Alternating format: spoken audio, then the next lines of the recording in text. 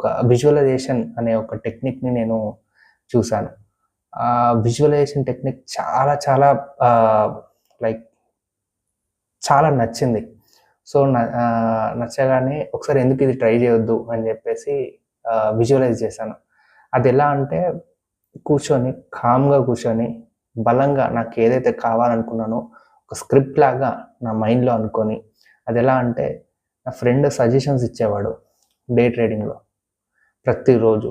So, నేను నా friend suggestion ఇచ్చినట్టు కళ్ళు మూసుకొని కామ్‌గా నా ఫ్రెండ్ నాకు సజెషన్ ఇచ్చినట్టు, ఒక మంచి స్టాక్ నాకు ఇచ్చినట్టు, నాకు చెప్పినట్టు ఇది తీసుకో నీకు ప్రాఫిట్ వస్తదని చెప్పినట్టు అండ్ సేమ్ టైమ్ నేను ఆ స్టాక్ తీసుకొని అండ్ నేను ఎగ్జాక్ట్ నెంబర్ నేను ఆ ప్రాఫిట్ అనేది ఎంత ఉండాలనేది కూడా ఖచ్చితంగా నేను తీసుకున్నాను ఆ పాయింట్‌లో.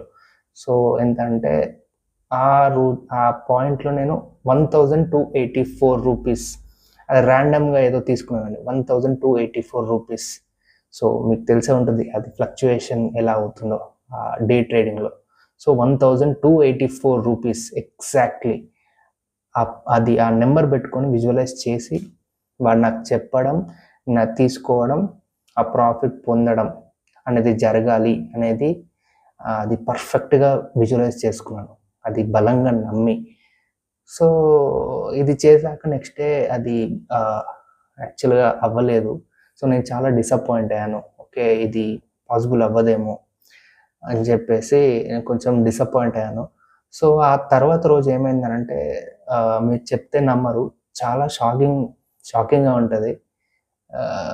ఆ రోజు మరుసటి రోజు వాడు కాల్ చేసి పర్టిక్యులర్ స్టాక్ ఏదైతే వాడు అనుకున్నాడో వాడు ఆ స్టాక్ చెప్పడం పర్ఫెక్ట్‌గా నేను అది తొందరగా తీసుకొని ఎగ్జిట్ అయిపోయి ఎగ్జాక్ట్‌లీ నెంబర్ అది ఎంత పర్ఫెక్ట్ నెంబర్ అంటే 1,284 అని నేను నా మైండ్‌లో ఎలా ఫిక్స్ అయిపోయానో ఎగ్జాక్ట్ ప్రాఫిట్ రూ. 1,284 వచ్చిందండి.